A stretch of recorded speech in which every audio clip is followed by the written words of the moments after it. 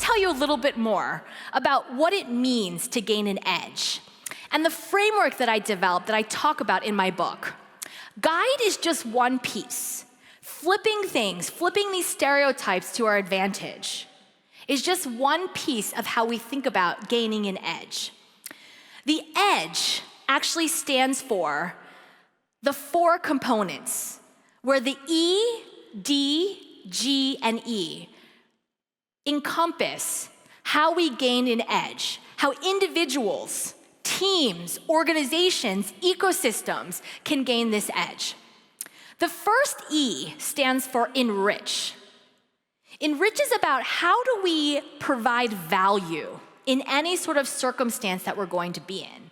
How do we as individuals, regardless of whether we are men or women, regardless of what our race, ethnicity, class, religion, and all of the typical characters that we think about when we talk about diversity and inclusion and equality and belonging, the primary goal is to understand how do we enrich and provide value. What are our strengths? What are our weaknesses? What are our underestimated strengths? If we're an organization, what are the 2 or 3 things that really make us what we are? But more than just the self-awareness piece, it's understanding these underlying perceptions, understanding how are others seeing the way in which we enrich or provide value.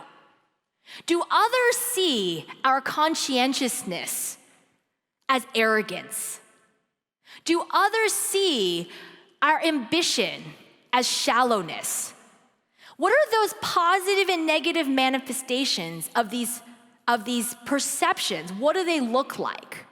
What are those underlying perceptions? We may, within our organizations, say that we're an inclusive workplace, that we're dedicated to innovation, but others may see, that's not a place that I want to work.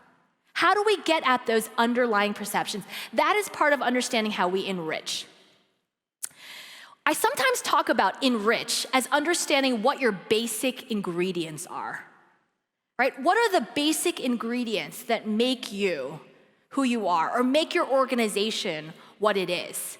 So let me give you an example. What do I mean by that? Well, I mentioned that I'm originally from Taiwan, so every time my Taiwanese mother goes to cook a meal, it doesn't matter if it's a meal she's cooked hundreds of times before, or it's a meal that she's experimenting with and trying to do something new. She always starts out with the same basic ingredients. She starts out with soy sauce, garlic, ginger, sesame oil, and that's at the essence of what she's sort of cooking. My husband, who's Italian, whenever he starts a meal, he starts out with olive oil, garlic, red wine, a little prosciutto di Parma to taste while he's cooking. They both have garlic in common. We sometimes have the same ingredients in common, but the essence, the ingredients make how they enrich, how they provide value, very, very different.